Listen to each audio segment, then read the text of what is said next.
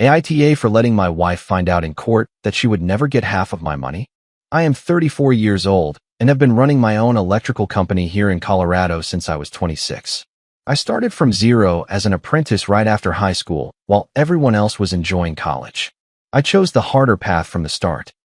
It took 4 years of apprenticeship earning almost minimum wage, studying codes at night, and taking certification exams.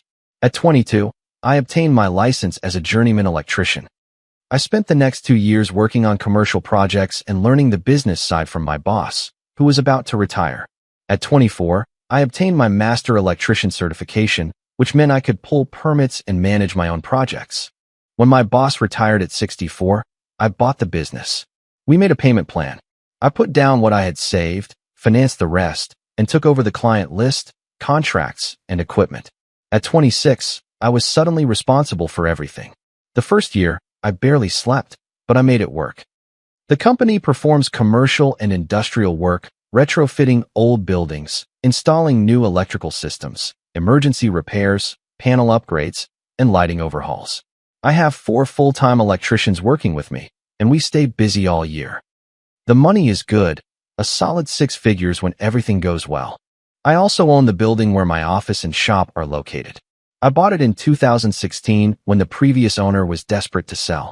It was an old automotive shop from the 70s with solid construction. I paid $180,000 when it was worth more.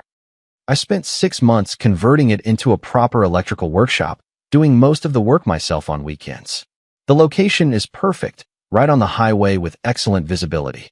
I rent half to an HVAC company, which covers most of the mortgage. Current valuation estimates it around $650,000. The mortgage is half paid off.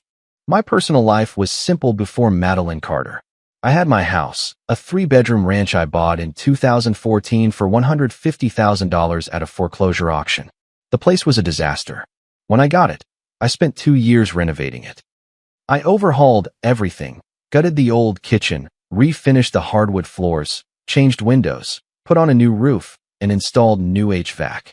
By 2016, I had transformed the $150,000 disaster into something close to $400,000. The mortgage was only $800 a month, much cheaper than renting. I drove a Ford F-250 that I needed for work. I purchased it used in 2015. It had a diesel engine, crew cab, and was perfect for hauling tools.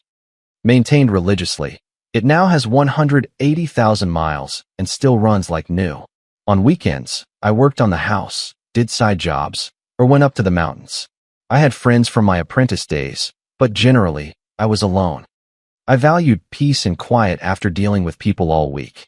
I met Madeline in the spring of 2016 at my friend Marcus's wedding. She was the bridesmaid, and I was the groomsman. You know how these stories go.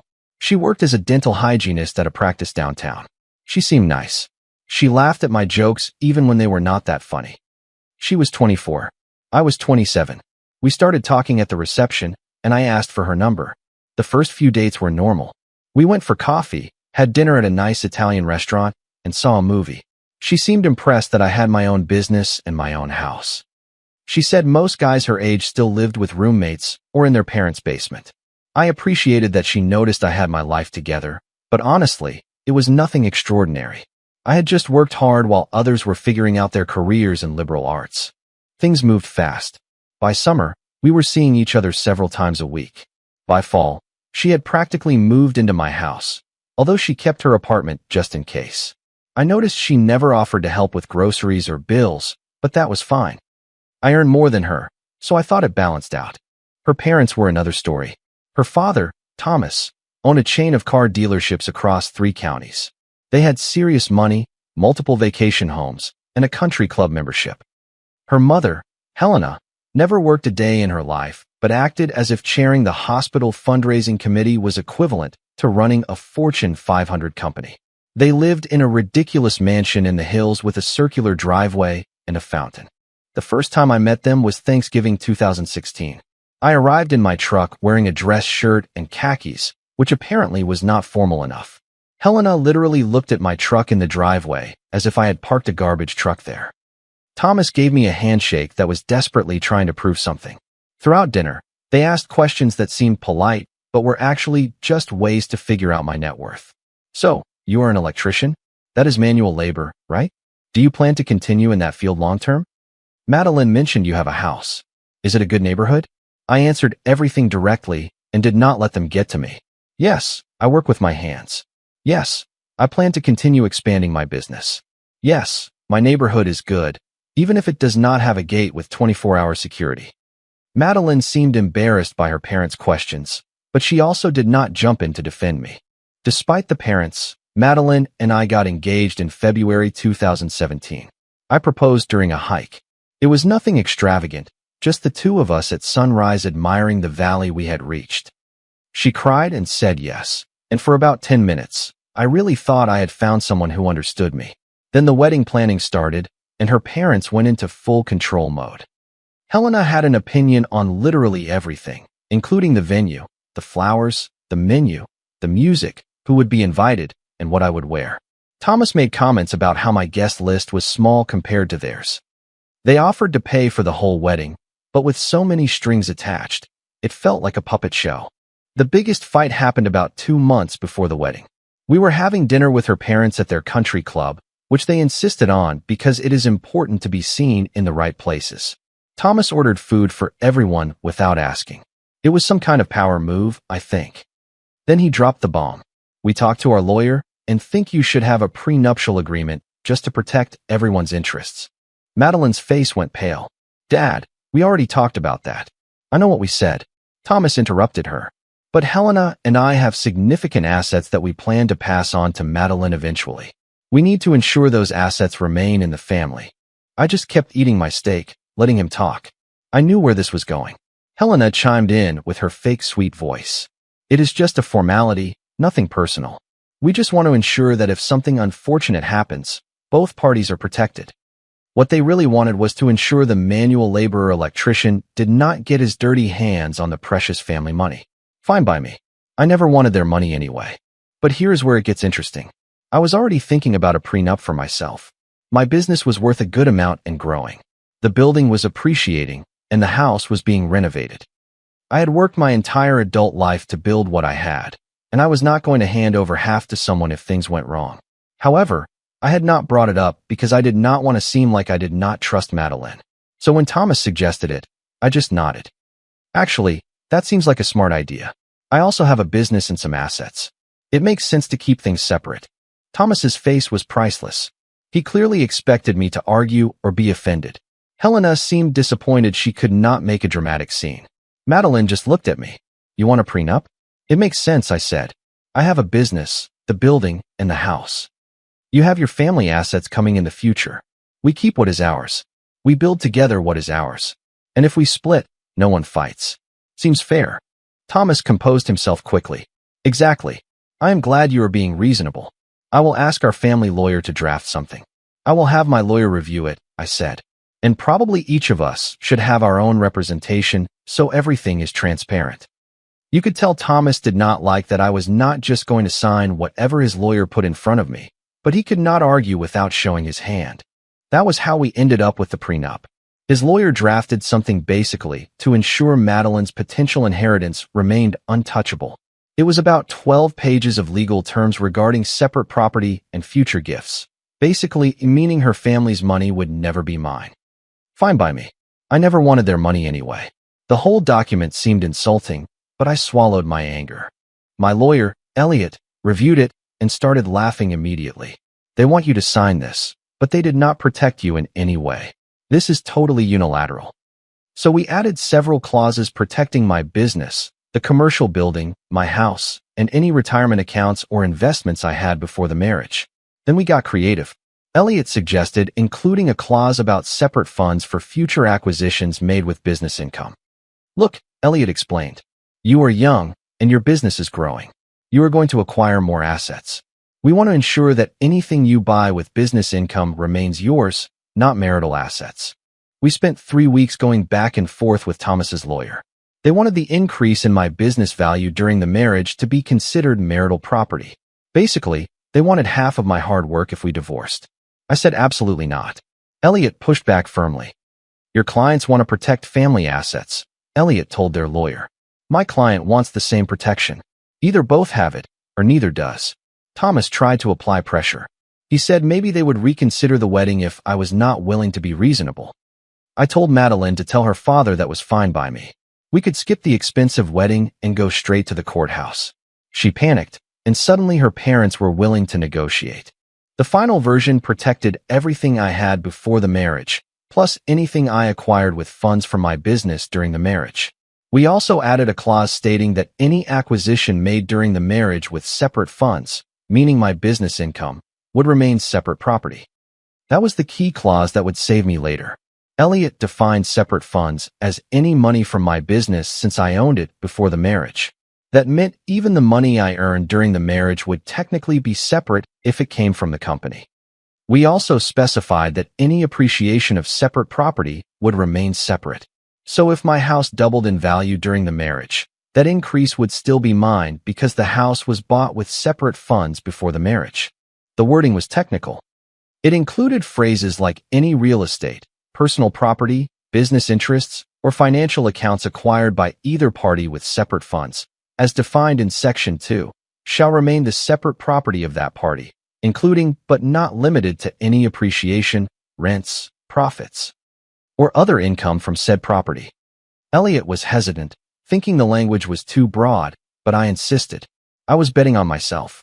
I told him, my business is going to grow. I am going to buy more properties. I am going to build wealth.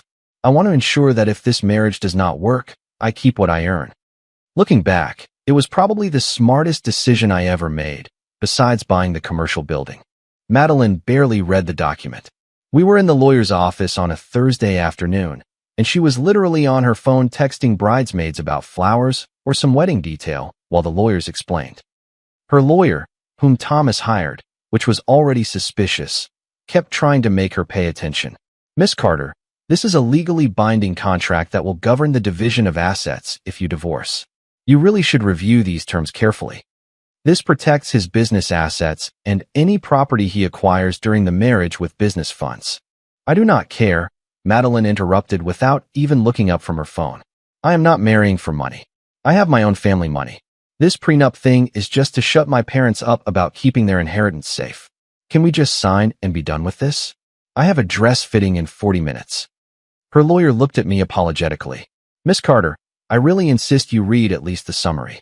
How much is my father paying you to be here? Madeline replied, irritated. Why should you make it hard not to give me homework? Where do I sign? The lawyer sighed and pointed to the signature lines. We both signed. We notarized it with the office secretary and filed it properly along with the marriage license application the next day. Everything was in order, legal, fully enforceable, and completely ignored by Madeline, who thought it was a waste of time. And afterward, we never spoke of it again. The wedding itself was an exaggerated production at a vineyard for 250 people, most unknown to me. Her parents paid and insisted everyone knew. Thomas's toast was literally about how they spared no expense to give their daughter the wedding she deserved. There was no mention of me or us building a life together. It was just showing off money. The first few years of marriage were passable. Nothing extraordinary, but passable. Madeline continued working at the dental office but started taking more days off for random reasons. Shopping, spas with her mother, and long weekends at her parents' vacation home. Sometimes she invited me, but I had a business to run and could not just disappear. The money started getting weird around the second year. She was always somewhat of a spender, but it increased a lot. She bought new clothes every week from boutiques I had never heard of. She got $300 haircuts every 6 weeks at a salon her mother frequented. She had a manicure every 2 weeks. It was a standing appointment, plus $100 each time. She joined a fancy gym that cost about $200 a month, although she went maybe twice a week. She traded her car for a new Lexus RX 350, a $50,000 vehicle fully loaded, financed for 6 years because she deserved something nice. The payment was about $850 a month. At first, I did not say much because she had her own income from the dental office, about $45,000 a year, and I thought she could spend it how she wanted. The problem was that income covered maybe half her expenses. The rest came out of the joint account I funded. I started noticing grocery purchases on the credit card, gas on the card, and her car payment coming out of our joint account. Basically, She was living beyond her means and using my income to cover the deficit, but then she started making comments about my spending. I would buy a new set of power tools for the shop. Commercial-grade equipment costs a lot, but lasts forever and pays for itself on the first job. And she would roll her eyes saying something like, "More tools. How many do you need?" I updated one of the work trucks that had 250,000 miles and was becoming unreliable. I got a good deal on a 3-year-old Ford with low mileage. She asked why I wasted money on that junk instead of buying a new car. The big explosion happened when I paid $5,000 extra on the mortgage of the commercial building. I had had a good month, closed a big contract, and decided to apply the extra to the principal to save on interest. When she saw the bank transfer, she got really angry and started shouting about how we could have gone to Hawaii with that money. We could be on a beach right now drinking cocktails, but instead, you are throwing money into a building nobody cares about, she said one night. That building generates $2,500 a month in rental income. I pointed out it was an investment. Every dollar I pay now saves us $3 in interest over the life of the loan. Everything is an investment to you, she said. Everything is about the future, the business, the property. You are always working or talking about work or thinking about work. When are we going to actually enjoy life? When am I going to enjoy life? Can you enjoy life with the money you earn? I said, which probably was not the smartest answer. She did not speak to me for 3 days after that. I started noticing she spent more and more time at her parents' house. Long Sunday lunches turned into dinner, and evening visits during the week became common because her mother needed help planning the hospital charity event or her father wanted my opinion on something. I would get home from work at 6 p.m., and she was already gone. She would only return at 10 or 11 p.m. When I asked, she said I was controlling and that she had a right to have a relationship with her parents, which was true, but it seemed she was more married to them than to me. The 3rd year was when things really changed. She quit her job at the dental office. She just came home one day and announced she was done. She said it was too stressful and the salary was not worth it. I asked what she planned to do, and she said she was figuring it out. For 6 months, she did not work. She just spent the day shopping, having lunch with friends, and going to her parents' house. I was paying for everything, including the mortgage, bills, groceries, car payment, insurance, and gas. Her contribution was exactly 0. I commented a few times, and she got defensive. "I am taking care of the house," she said, although I knew that meant she sometimes put dishes in the dishwasher. "You always say we should spend more time together." "Well, now I am available," she argued when I pointed out the financial situation. But she was not available. She was always busy with something else. It was always trips with friends, her mother's charity event, some friend's baby shower, anything but spending time with me. Finally, she got a part-time job at a friend's boutique. It was 20 hours a week at about $15 an hour. It was barely enough to cover gas and phone, but at least it was something. The 4th, 5th, and 6th years blended together. We were more roommates than spouses. She did her thing, and I did mine. We ate dinner together maybe twice a week. We watched TV in separate rooms and barely spoke beyond logistics, like which relatives to visit on which holiday. Intimacy basically stopped. We went from several times a week to several times a month to practically never. I asked once, and she said she was tired, stressed, or just not in the mood. After a while, I stopped caring. I buried myself in work. I grew the company from 4 to 8 employees. I opened a second branch in the neighboring town. I started taking on larger commercial contracts. I bought 2 more investment properties, a duplex and a small office building. All were paid with business income. All were carefully documented as separate property according to the terms of the prenup. Madeline seemed not to notice or care about any of that. She would ask how work was, and I gave a 2-sentence answer, and that was it. She had no idea what contracts we were working on, how much the business was worth, or how much the properties generated in rent. She never asked, and I never volunteered information. In the 7th year, she finally made her move. It was late January, freezing outside, and I had just finalized a big municipal contract that would set us up well for the year. I got home around 7 p.m., exhausted, ready to shower and sleep. Madeline was sitting at the kitchen table with her laptop and several papers spread out. She had a weird energy. She seemed nervous but excited at the same time. "We need to talk," she said. Here we go, I thought. Every conversation that ends a marriage starts with those 4 words. Okay, I said, getting water from the fridge. I am not happy, she said. I haven't been happy for a long time. This marriage isn't working. I sat opposite her without even being surprised. Yes, I noticed. I think we should divorce. I just nodded. That is fine. She seemed surprised by my calm reaction, as if she expected me to beg, argue, or cry. That is it. It is okay, Madeline. We have been practically married only in name for the last 3 years. We don't talk, and we don't spend time together. We are basically strangers living in the same house. You want a divorce? Fine, let's do it. She composed herself, and that little smile appeared on her face. Well, actually, I already spoke to a lawyer just to understand my options. He explained that even with that prenup, I would still be entitled to half of everything acquired during the marriage. Half of the house appreciation, half of the retirement contributions, and half of the business growth. The prenup protects the business, and I interrupted. Only the pre-marriage value, she said, looking at the laptop as if she had notes. Any increase in value during the marriage is marital property, same for the house. Plus, I am entitled to alimony since I earn less than you and was a housewife for part of the marriage. I almost laughed at the word housewife, but kept my face neutral. Did you already speak to a lawyer about all that?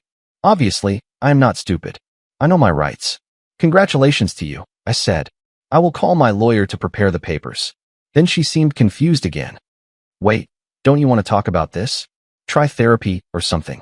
You just said you aren't happy and want a divorce. You already spoke to a lawyer about taking half my stuff. What exactly would therapy solve? I just thought you, I don't know, would try harder, maybe put more effort into a marriage you already ended in your head. I pass. If you want out, let's do it clean and fast. She sat there for a minute, probably realizing she would not get the dramatic scene she imagined. Finally, she stood up. Fine. My lawyer said he will send the divorce petition next week. You will probably be served at work. Great, I said. I will be on the lookout. She took her laptop and papers and went upstairs. I heard her making calls, probably to her mother or friends, telling them about the big confrontation and how I did not even fight for us. Whatever. I had work to do. The next morning, I called my lawyer, Elliot, the guy who helped me buy the commercial properties and who had reviewed the prenup 7 years ago, and I told him what was happening. Do you still have a copy of the prenup? He asked. Yes, in the safe. Great. Send it to me as soon as possible. I want to check the exact wording before her lawyer pushes us. I took the document to his office that afternoon. Elliot read it while I watched his expression change from interest to amusement. She really read this before signing? He asked. Not much. She was on her phone the whole time. She said she only signed to shut her parents up. Elliot laughed. Well, she is about to have a very expensive lesson on reading contracts. This is bulletproof. Your business, the commercial building, the house, everything is protected as separate property. And that clause about business income remaining separate is going to save you a fortune. So she won't take half? She won't take anything. She is entitled to what she brought into the marriage and what she bought with her own money. He continued, but your assets are protected. The retirement accounts you had before the marriage are protected. Any increase in separate property value is protected. Even the money you earn during the marriage is protected, as long as it comes from the business. As for alimony, maybe a little for a short period since she earns less, but nothing significant. Colorado is not California. We do not give lifetime alimony. And considering she voluntarily left full-time employment and spent most of the marriage living off your income without contributing, the judge will not be sympathetic to her need for support. We can fight. I felt a weight lift off my shoulders. 7 years ago, when I insisted on the clause about business income, I was just being cautious. Now that was going to save me. Madeline moved out 2 days later. She went to her parents' house, took her clothes and personal belongings, and left the rest. Fine by me, less drama. True to her word, I was served at work the following week. Her petition detailed her demands. She wanted half of the house appreciation, half of the business value increase, half of my retirement accounts, alimony of $3,000 a month for 5 years, and she wanted to keep the Lexus I was paying for. Elliot filed our response 2 weeks later. It was basically a no to everything based on the terms of the prenup. We also included a countersuit asking her to pay her share of joint debts, including the Lexus she wanted to keep. Her lawyer requested mediation. We met in a conference room downtown. In March, Madeline showed up wearing new clothes, looking like she was going to a job interview. For some reason, her mother came too. I arrived in jeans and a work shirt because I had to go to a job site afterward. Her lawyer was a guy in an expensive suit who clearly thought he was the best. He started the meeting by stating his position. According to him, Madeline deserved half of everything because she had supported me during the marriage and sacrificed her own career. Elliot just slid the prenup across the table. Read page 3, section 4. I watched the lawyer's face as he read. I saw his expression go from confident to confused and then worried.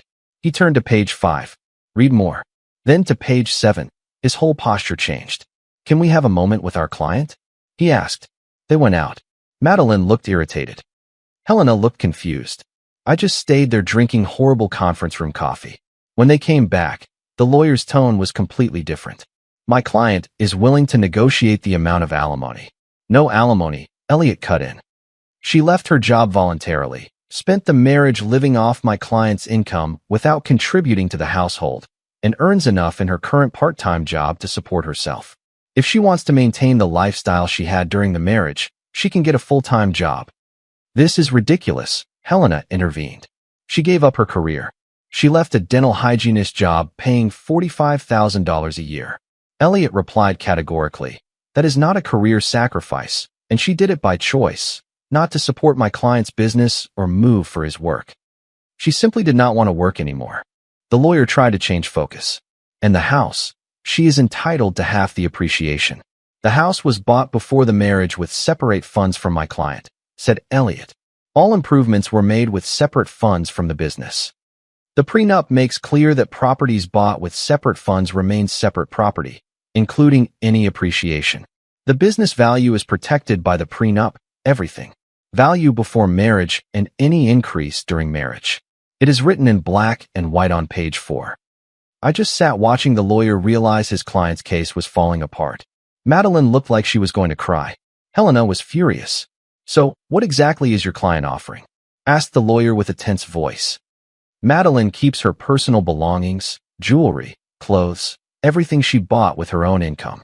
She can keep the Lexus and assume the full loan balance. My client keeps everything else. No alimony. We split the divorce costs. That is all. This is outrageous, said Helena. She was married to him for 7 years and signed a prenup she did not even bother to read. Elliot replied, an agreement her father insisted on, I must add. Funny how these things happen. The mediation ended without an agreement. Her lawyer said we would see each other in court. Fine by me. I had a business to run. In the following months, there was the discovery phase. Her lawyer requested financial documents which we provided.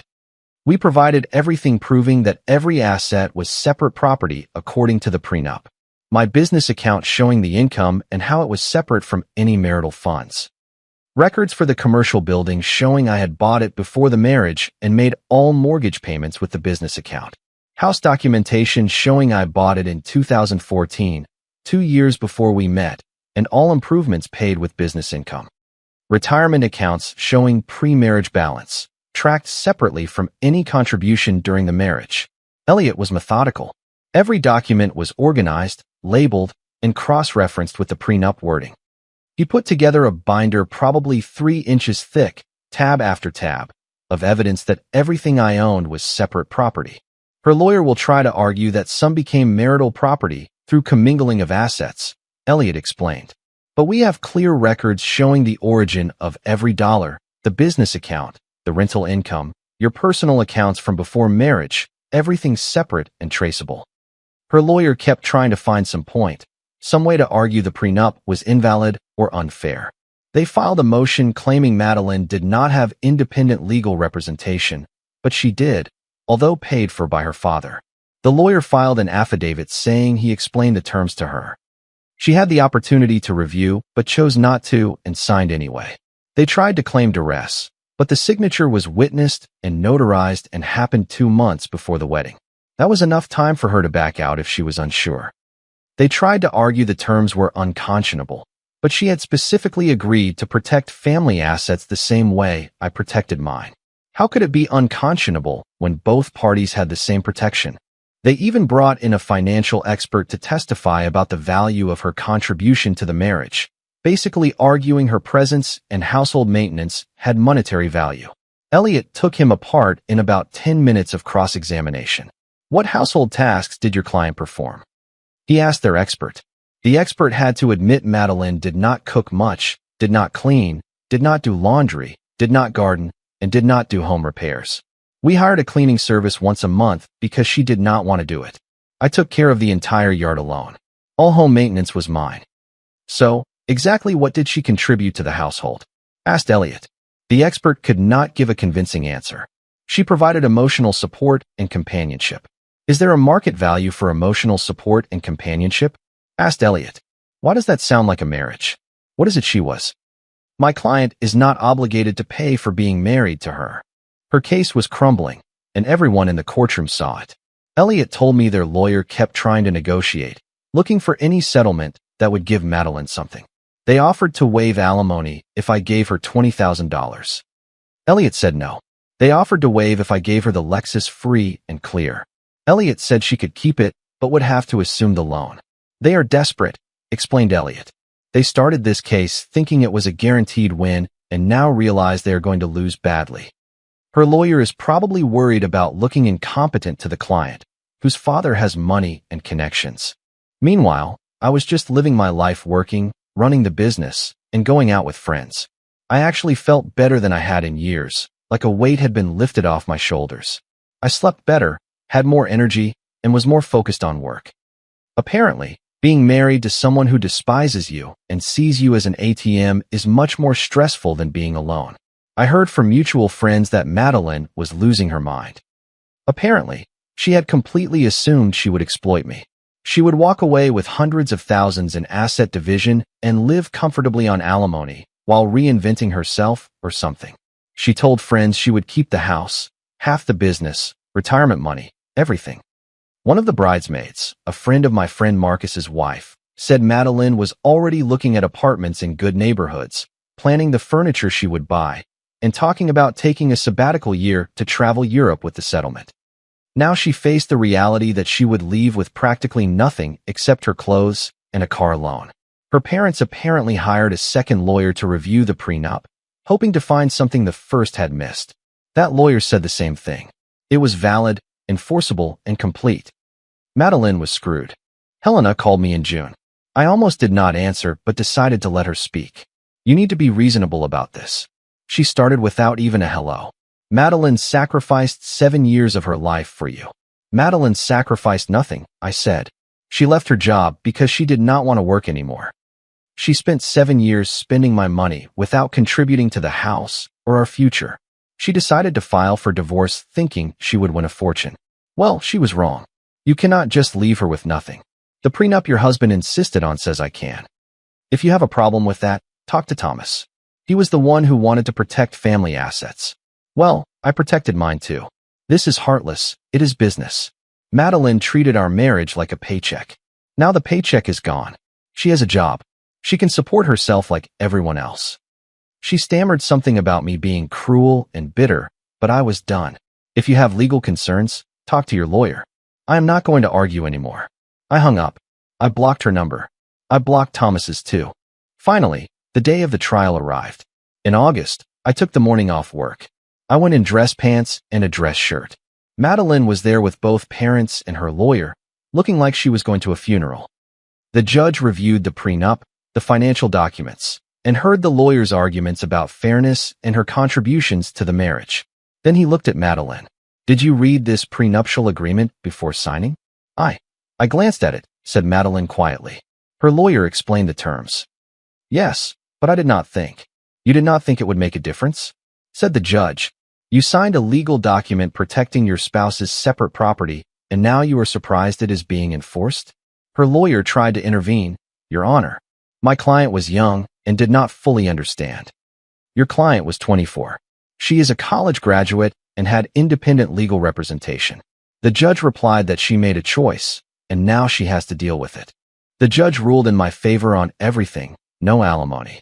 I kept the house, the business, the commercial properties, the retirement accounts, everything. She kept her personal items and the Lexus, assuming the financing. The marriage was dissolved.